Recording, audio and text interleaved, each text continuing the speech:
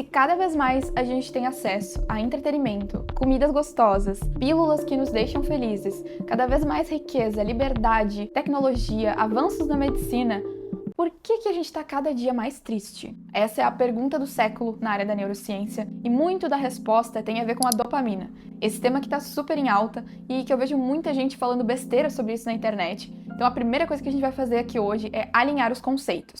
Sejam muito bem-vindos ao meu canal, meu nome é Larissa, eu sou médica e hoje a gente vai falar sobre dopamina, o que é fato sobre ela e o que tem de extrapolação, qual a relação dela com vício e uso de redes sociais, por que tu deveria se preocupar com isso. Eu quero trazer um outro aspecto que eu não vejo ninguém falando sobre a manipulação de emoções e no final falar um pouquinho sobre o detox de dopamina e estratégias que de fato funcionam para tentar minimizar esse problema. Então já deixa o like e te inscreve que eu tenho certeza que esse vídeo vai ser diferente dos outros que tu viu sobre esse tema. O que é a dopamina então?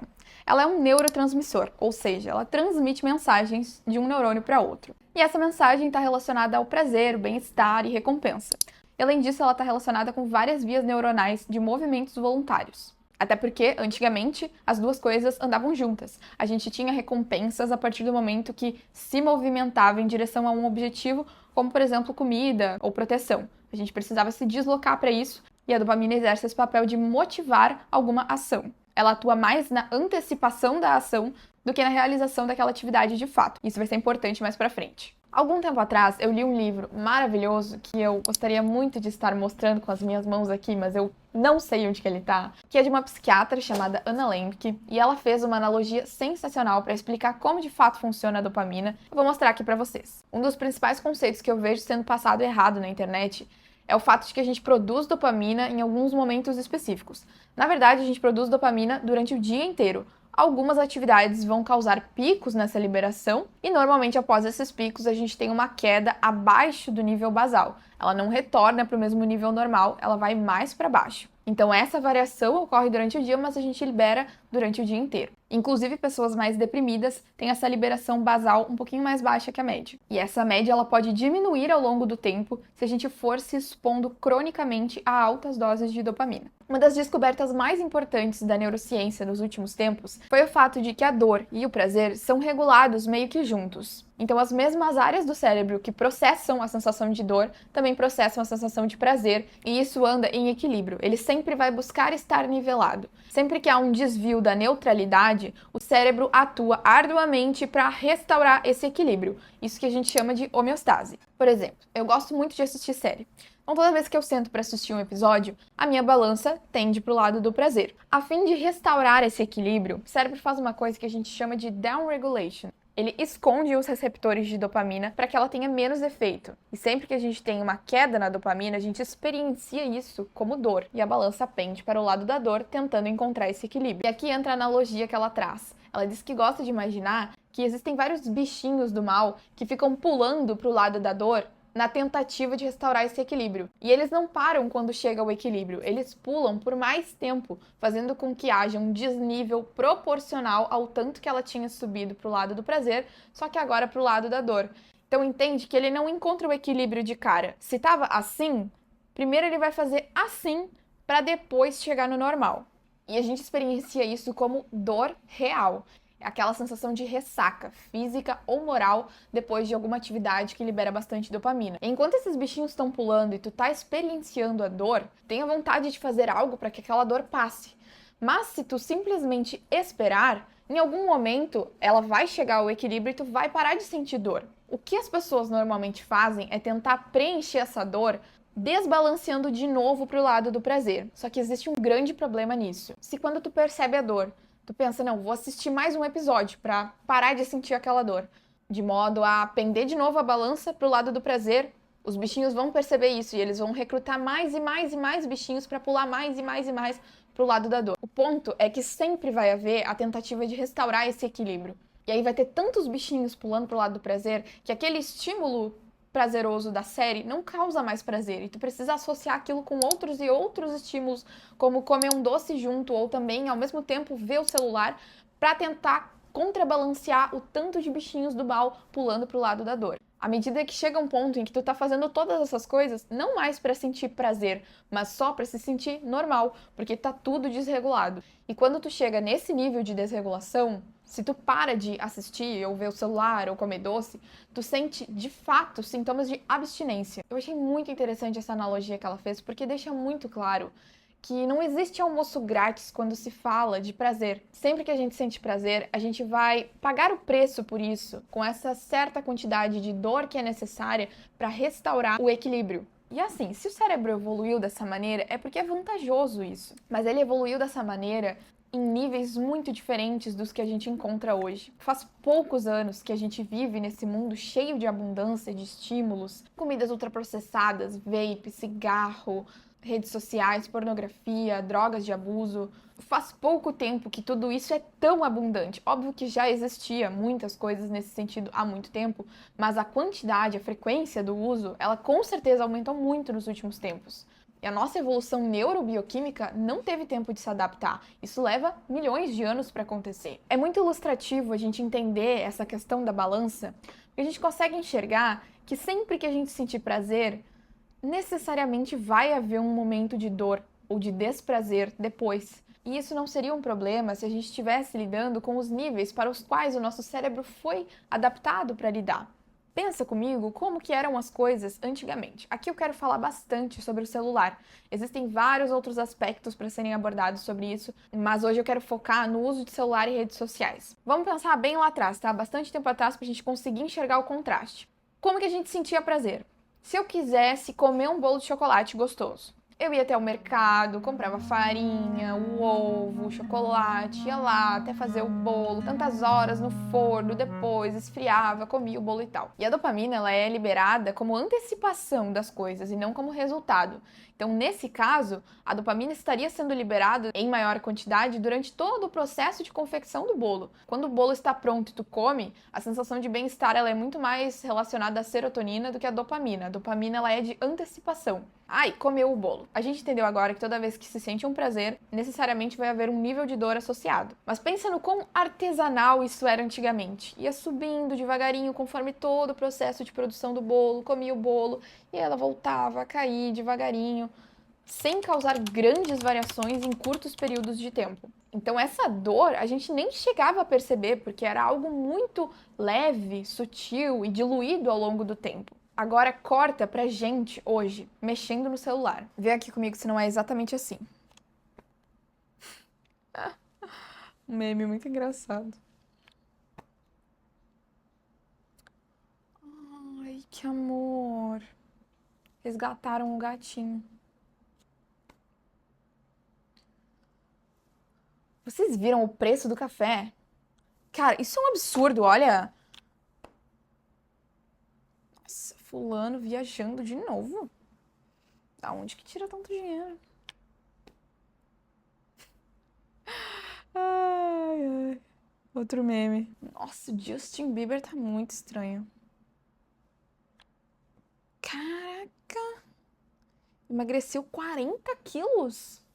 Parabéns, vou até curtir. Difícil. Ah, não. Mais um imposto? Olha, o tanto de emoções que eu senti em 30 segundos. Eu fiquei feliz, eu fiquei com inveja, eu fiquei puta da cara, eu quase chorei com o vídeo do gatinho e depois eu tava puta da cara de novo. Vocês conseguem imaginar o que é o cérebro tentando interpretar esse tanto de cenários com os quais tu te envolveu emocionalmente, intensamente, em tão pouco tempo? Isso não acontece por acidente. É literalmente manipulação de emoções. Ah, e as redes sociais, elas querem te manipular pra controlar a tua vida? Não necessariamente, talvez sim, mas não vem ao caso. O ponto é que eles querem que tu fique muito tempo na plataforma. E eles sabem que se eles te mostrarem só memes, ou só vídeo de gatinho, ou só notícia de política, em 5 minutos tu cansa daquilo e não quer mais ver. Agora, com essa variação emocional, as alterações na balança de dor e prazer são tão rápidas que no momento em que tu decide que já deu por hoje, vou fechar o aplicativo, tu só rola mais um vídeo e é uma emoção completamente diferente da que tu sentiu. E isso gera curiosidade, tu fica pensando o que será que pode vir no próximo vídeo e nunca mais sai dali. Na vida real, a gente tem tempo para processar as nossas emoções. Se eu fiquei triste com alguma coisa que alguém me contou, normalmente eu vou ficar alguns minutos pensando sobre aquilo, eu posso até chorar, ficar triste, me desesperar, mas eu estou vivendo aquele momento com o tempo que o meu cérebro precisa. Eu vou ter pausas naturais entre experiências diferentes. Então, se eu fiquei sabendo que a minha vizinha foi aprovada no vestibular, eu vou ficar super feliz, eu vou querer comemorar, eu vou ir lá na casa dela. Isso vai levar horas pensando sobre isso, processando e vivenciando aquela experiência. Qual que é a chance de, na vida real, eu estar vendo uma notícia, ao mesmo tempo vendo alguém na rua, resgatando um gatinho, sabendo que meu vizinho passou no vestibular e sabendo que o Justin Bieber vai ser pai? Não tem como. O único lugar que isso tudo acontece em menos de 1 minuto é nas redes sociais. Sendo bem realistas, é impossível que as redes sociais vão sumir do nosso contexto. E isso nem é necessário. Assim como outras coisas que estimulam o sistema de recompensa, elas podem fazer parte da nossa vida desde que a gente tenha a capacidade de usá-las com moderação. Mas existem algumas coisas que a gente pode fazer para tentar minimizar um pouco os impactos dessa exposição tão grande. Tá, mas e o detox de dopamina? Funciona? Primeiramente, o que é o detox de dopamina? Eu vi muitos vídeos sobre isso, das pessoas falando que simplesmente bastaria tu fazer um detox por 24 horas sem ter acesso a nada que cause esses picos de dopamina desproporcionais, como drogas, pornografia, redes sociais, açúcar, enfim. A ideia seria basicamente passar 24 horas evitando qualquer tipo de estímulo como esses, e magicamente tu resetaria completamente o teu sistema dopaminérgico e de recompensa em geral. Se tu entendeu o que eu falei nesse vídeo, ou lembra de biologia da escola, ou teve alguma cadeira de saúde durante a faculdade, tu sabe que tudo que envolve alteração no número de receptores de uma célula é um processo que demora tempo, muito tempo. Inclusive, tratamentos psiquiátricos normalmente demoram 2 semanas para atingir o efeito da medicação. Eu sei que seria muito bom e agradável a gente ter uma resposta simples para um problema complexo, mas a gente sabe que não é assim. O que vai funcionar de fato é uma ação sustentada de tentar diminuir o impacto disso no teu dia a dia. Detox de dopamina é a mesma coisa que dietas rigorosas que dizem que tu vai perder 10 quilos em uma semana. Isso não existe. A gente precisa criar um plano de ação sustentada para resolver problemas assim. E da mesma maneira que usam o nosso cérebro, o nosso sistema de recompensa contra a gente pode usar ele a nosso favor. Pensa comigo. Do mesmo modo que quando tu desvia a balança para o lado do prazer, ele vai querer encontrar o equilíbrio e tu vai sentir um pouco de dor, se tu te expõe voluntariamente a algum tipo de desconforto, naturalmente o cérebro também vai te causar uma sensação de bem-estar e de satisfação para tentar restaurar esse equilíbrio. Essa é a ideia por trás de atividades como banho gelado, jejum intermitente, coisas que geram um estresse no corpo de forma controlada. É só pensar na academia. Quando tu vai lá fazer exercício, musculação, tu tá gerando microlesões nos teus músculos. Tu sente uma leve dor fazendo a atividade, mas tu não sofre com essa dor, porque tu sabe que ela tem um motivo de ser e ela vai te trazer algum benefício depois. Então observa quão interessante é o fato de que não necessariamente dor está relacionada com o sofrimento. Se ela tem um motivo de ser, se ela tá ali para causar algum benefício, normalmente a gente não sofre. E agora eu vou compartilhar o que eu fiz e as minhas sugestões para tentar diminuir o impacto das redes sociais na nossa vida. A primeira coisa é uma curadoria minuciosa. O teu feed, a tua rede social, ela é o teu espaço. As pessoas que a gente segue, os conteúdos, as páginas que a gente segue no Instagram, muitas vezes são como se fossem companhias. A gente passa mais tempo vendo elas do que familiares, pessoas que convivem com a gente. Isso é um fato. Então, tu precisa escolher as pessoas que tu acompanha, que tu consome conteúdo, como se estivesse escolhendo amigos. Tem que ser pessoas com quem tu conviveria, com quem tu compartilharia coisas. A primeira coisa que eu recomendaria é tentar passar a menor parte do tempo possível nas abas que são algoritmos que controlam. Quando a gente tá lá no Instagram, na aba do Reels, ou no TikTok, na aba For You, lá aparecem vários conteúdos que não foi você que escolheu assistir, é o algoritmo te entregando. E é ali que mora o principal problema. Porque tu pode até escolher muito bem quem tu vai seguir, dar um follow nas pessoas, bloquear conteúdos ruins, tirar os interesses de assuntos que tu não quer ver, mas lá naquela aba pode aparecer qualquer coisa. Eu lembro que esses tempos eu assisti até o final algum vídeo sobre algum crime que tinha acontecido, porque realmente a história me chamou atenção e eu quis ver até o final. Eu comecei a receber vídeos de crimes, vários por dia, vários. Eu sei que eu não quero ver aquilo, só que quando começa a contar, a história te prende, tu acaba vendo até o final. Mas eu sei que eu não quero ver. Pra isso, eu penso que é a mesma lógica de não ter doce em casa se tu não tem controle na hora de comer. Se tu sabe que tu ataca os chocolates em casa, a estratégia mais inteligente pra isso não acontecer é na hora do mercado não comprar os chocolates. Porque tu sabe que se tu estiver em casa, na hora tu não vai ter controle e vai acabar comendo. Então, o ideal é que tu não tenha. Controle começa lá no mercado. Da mesma forma com as redes sociais, se tu sabe que na hora que tu estiver na plataforma, tu vai se perder, não vai ter muito controle sobre o tempo que tu passa lá, então, nos momentos em que tu está com as redes, momentos em que tu está conscientemente escolhendo que vai ter lá no teu celular, tu tem que fazer esse controle, como se fosse não comprar o chocolate. Não tenha ali pessoas que vão postar conteúdos que tu sabe que vão te prender por mais tempo do que tu gostaria. Use o tédio a seu favor. Sabe quando tu tá mexendo no celular e aí tu tem uma sensação de que, já deu de ver esses vídeos, mas ao invés de tu sair do celular, tu troca de aplicativo, tu vai do Instagram pro TikTok, pro Threads, pro Twitter, sei lá. Esse momento em que tu começa a sentir um certo tédio dentro da plataforma, ao invés de interpretá-lo como um estímulo para trocar de aplicativo, passe a entender essa mensagem como momento de fechar o celular.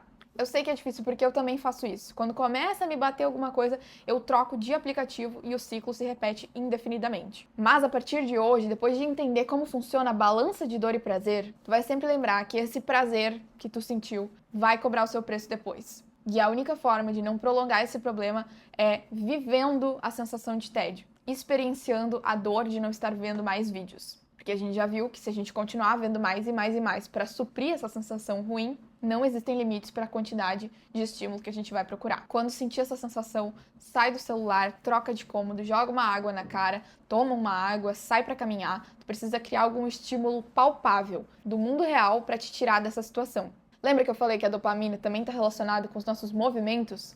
Estimula a dopamina através de outras atividades, porque essas atividades naturais utilizam mecanismos de compensação menos dolorosos do que os que são usados em resposta à liberação de altíssimas doses de dopamina. Crie blocos de tempo livres de celular. A primeira hora depois de acordar é um ótimo momento para ser uma zona livre de celular, porque quando a gente acorda, o nosso cérebro ainda está num estado muito sugestionável e tudo que acontece nessa primeira hora tem um impacto muito grande ao longo do dia. Se tu vê notícia ruim, algo que baixa a tua autoestima, que te deixa irritado, a chance disso ter um impacto muito maior do que se tu visse lá pelo meio do dia é muito alta. Durante as refeições também é um bom momento para ficar sem celular. Se tu quiser assistir um vídeo, assistir um filme, alguma coisa um pouco mais duradoura, eu acho que até é válido. Mas rolar feed de TikTok, Reels, enquanto tá comendo, além de desregular a balança, também prejudica a tua relação com a alimentação. A última hora antes de dormir também é um bom momento para não mexer no celular, não só pela questão de dopamina, quanto pela questão da influência na produção de melatonina, que pode piorar a qualidade do teu sono. Então, aquela primeira hora depois de acordar,